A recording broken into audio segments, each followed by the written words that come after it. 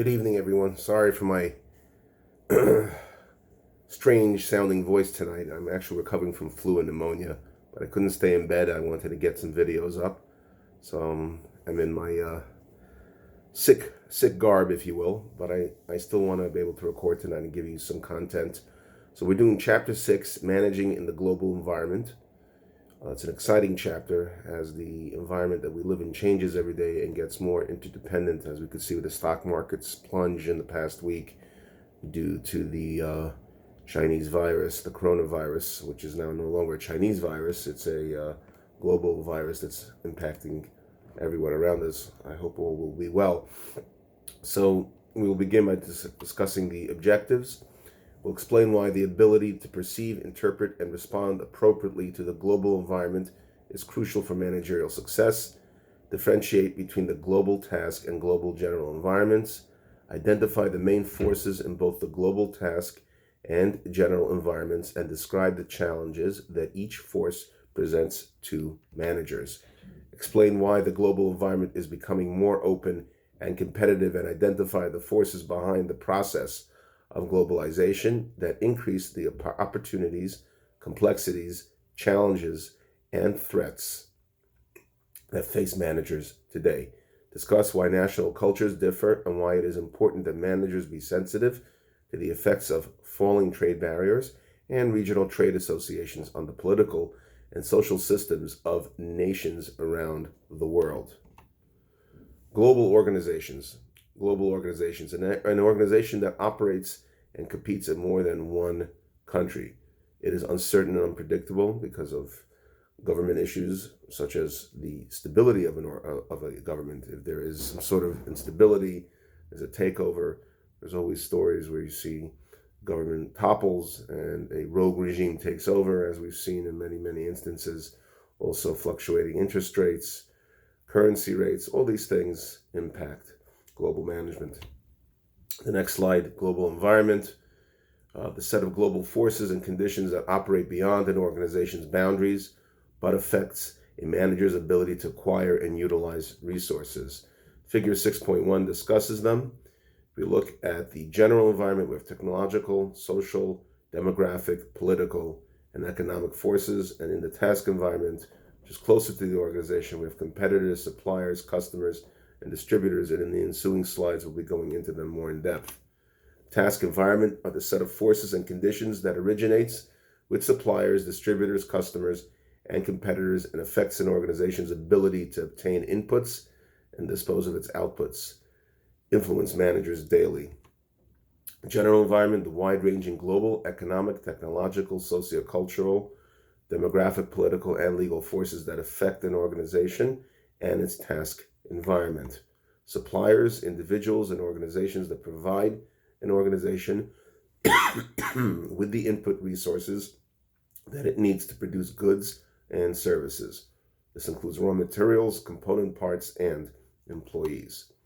Global outsourcing, purchase of production of inputs or final products from overseas suppliers to lower costs and improve product quality or design. Distributors, organizations that help other organizations sell their goods or services to customers. Powerful distributors can limit access to markets through its control of customers in those markets. Customers, individuals, and groups that buy goods and services that an organization produces. A manager's ability to identify an organization's main customer groups and make the products that best satisfy their particular needs is a crucial factor affecting organizational and managerial success. Competitors are organizations that produce goods and services that are similar to a particular organization's goods and services. Rivalry between competitors is potentially the most threatening force that managers deal with because it is the most unpredictable, because you never know what your competitor is going to come up with. And unless you engage in corporate espionage, which is illegal, you won't know for certain. And it is very difficult. But that's what keeps us on our game, and that's what makes every company have to do its best to produce this product or render the best service, knowing that somebody out there is doing the same thing, if not better. Barriers to entry, factors that make it difficult and costly for the organization to enter a particular task environment or industry. Some of those barriers to entry: continued economies of scale, cost advantages associated with large operations. The more you make, the cheaper each unit is. Obviously, in order to make a lot of product, you have to have a lot of operating cash, which is something that new companies don't necessarily have. Brand loyalty that exists, customers' preference for the products organizations currently existing in the task environment have over those new companies that do not have that brand loyalty yet, and it's very, very difficult to go up against that. Government regulations that impede entry. Well, some governments impede entry by levying all kinds of taxes and embargoes. Sometimes an embargo, sometimes it's a heavy tax on people coming in from the outside, and that's important to realize. And that's something that sometimes is hard to predict. Figure 6.2, barriers to entry and competition. It goes over what we just spoke about. Economies of scale, brand loyalty create barriers to entry, which deter potential competitors. Economic forces.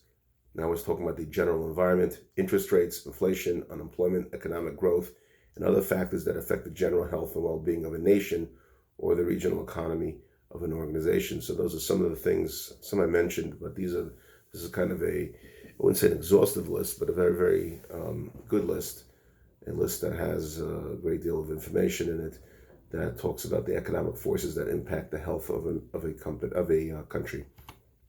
Technology, a combination of skills and equipment that managers use in designing, producing, and distributing goods and services.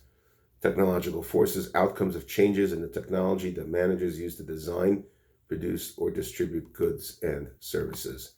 Sociocultural forces, pressures that emanate from the social structure of a country or society or from the national culture. Social structure, the traditional system of relationships established between people and groups in a society. National culture, the set of values that a society considers important and the norms of behavior that are approved or sanctioned in society, and that is different from societies and countries. Demographic forces, outcomes of change in or changing attitudes toward the characteristics of a population, such as age, gender, ethnic origin, race, and a new one that we've had in the past decade or two, sexual orientation, and social class. Political and legal forces, outcomes of changes in laws and regulations, such as deregulation of industries, privatization of organizations, and increased emphasis on environmental protection. Globalization, the set of specific and general forces that work together to integrate and connect economic, political, and social systems across countries, cultures, or geographical regions so that nations become increasingly interdependent and similar. Human capital, the flow of people around the world through immigration, migration, and emigration.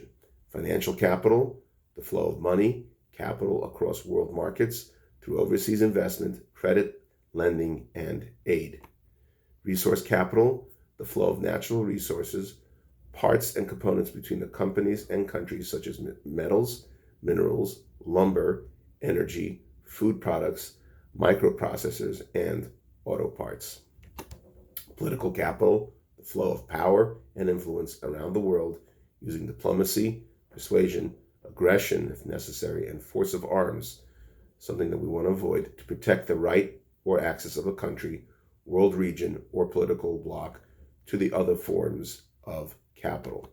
Tariff, mentioned as a barrier if a government wants to levy a tax. It's called a tariff, a tax that government imposes on imported or occasionally exported goods intended to protect domestic industry and jobs from foreign competition.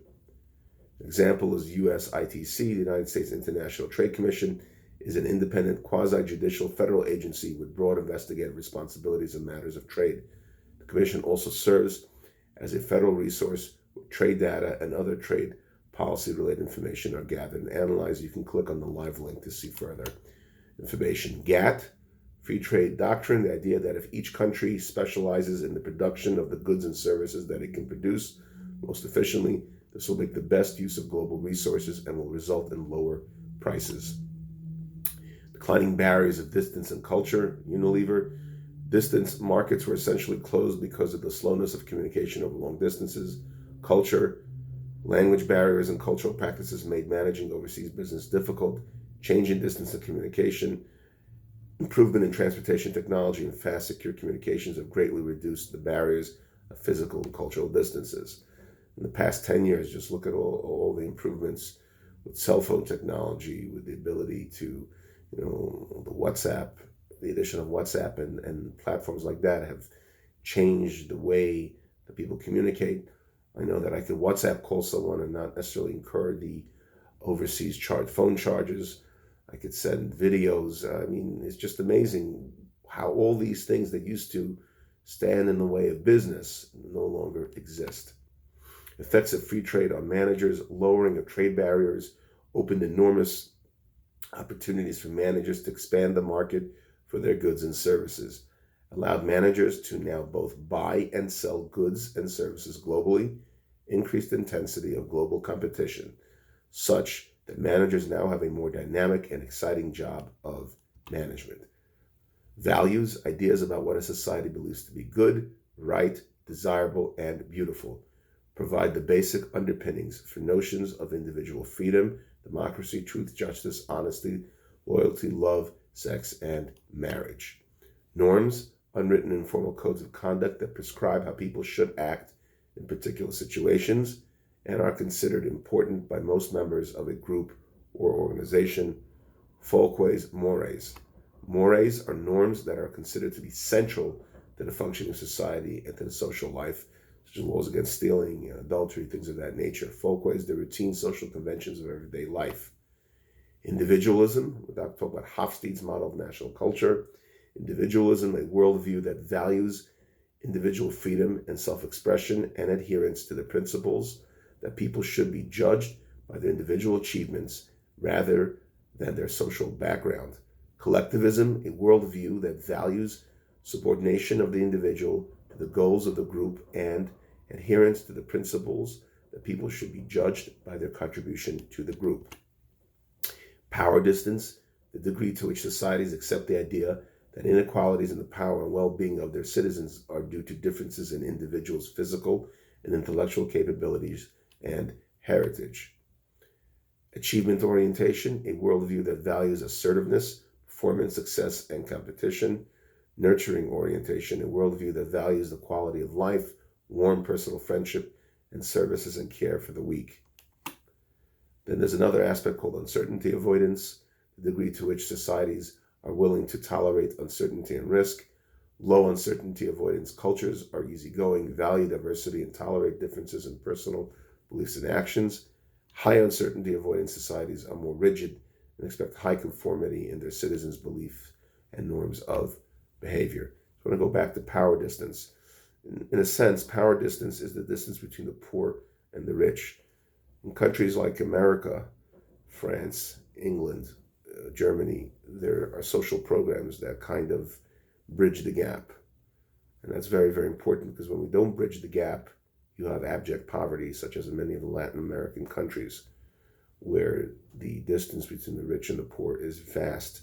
Where you can have, and I've seen this in places where you can have beautiful villas surrounded by shanty towns. And that's really sad that a country does not pay attention to its poor. Any country that ignores its poor is basically sitting on top of a powder keg. If you are a student of history, as I am, all you need to do is go back to the French Revolution and see what caused it.